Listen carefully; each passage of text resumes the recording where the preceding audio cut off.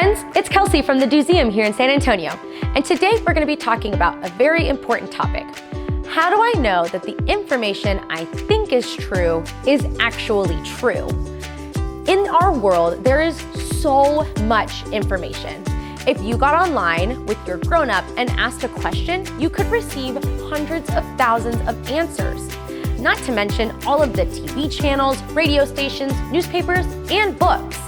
We live in an age of information, and sometimes it can seem like too much information and be a little scary. So, how do I know that the information that I am seeing and hearing is actually true and worth sharing with my friends and family? Let's find out.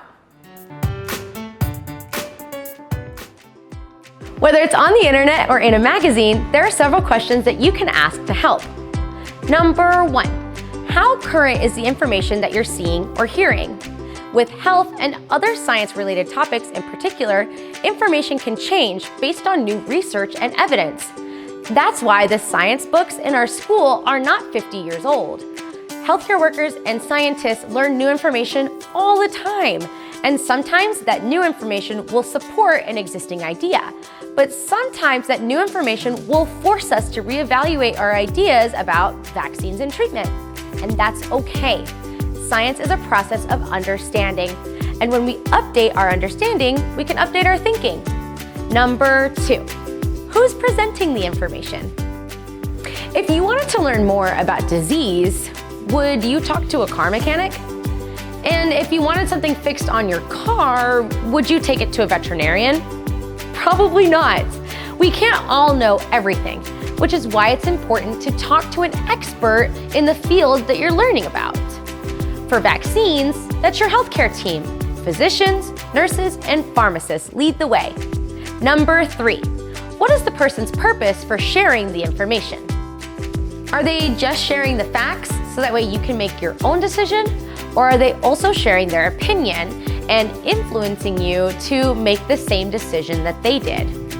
If they do share their opinion, it's important that they say that they are doing so. That is honest, to separate their facts from their opinion. Finally, number 4, is the information accurate? But wait, how are we supposed to know? Double check it. If you find information in one place that you think is reliable, you can always check another source to see if they have the same information. Do they share the sources where they got their information from? If so, you can always ask these same questions of those sources. A good example of people who are experts in vaccines is the CDC, or the Centers for Disease Control and Prevention. Their job is to protect the health of everyone here in the USA. So now that we talked about how to look at and review information, let's make sure that we are making the best decisions based on the best information.